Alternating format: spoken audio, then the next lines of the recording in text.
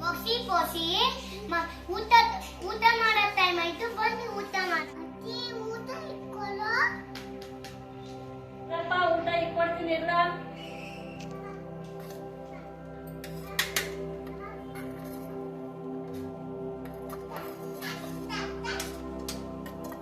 ಪಾಪ ಊಟ ಇಕ್ಕಿದೀನಿ ಬನ್ರಿ.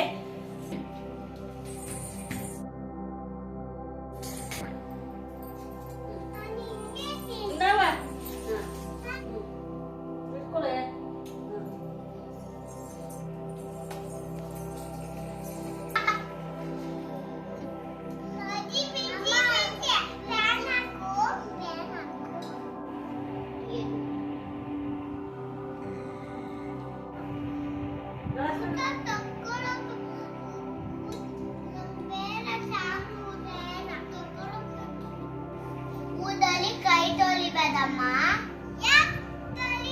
ತೊಳಿಬೇಕಕ್ಕ. ಅನ್ನ ಬೆಳಿಬೇಕು ಅಂದ್ರೆ ಎಷ್ಟು ಕಷ್ಟ ಗೊತ್ತೇನಮ್ಮ? ಅನ್ನ ಬೆಳಿಬೇಕು ಅಂದ್ರೆ ಹೊಲ ಉಣ್ಬೇಕು, ಹೊಲ ಮಾಡ್ಬೇಕು, ನಾಟಿ ಮಾಡ್ಬೇಕು, ನೆಕ್ಸ್ಟ್ ಗೊಬ್ಬರ ಹಾಕ್ಬೇಕು, ಆಮೇಲೆ ದೇವ್ರು ಟೈಮ್ಗೆ ಮಳೆ ಬರ್ಸ್ಬೇಕು. ಮಳೆ ಬಂದ್ರೆ ಏನಾಗತ್ತೆ ಅಕ್ಕ? ಮಳೆ ಬಂದಿಲ್ಲ ಅಂದ್ರೆ ಬೆಳೆ ಒಣಗೋಗತ್ತೆ. ಬೆಳೆದೆ ಪ್ರಾಣಿಗಳಿಂದ ಮನುಷ್ಯರಿಂದ ಕಾಪಾಡಬೇಕು. ಆಟಿ ಇರಬೇಕು ಅಕ್ಕಿ ಆಗಕ್ಕೆ.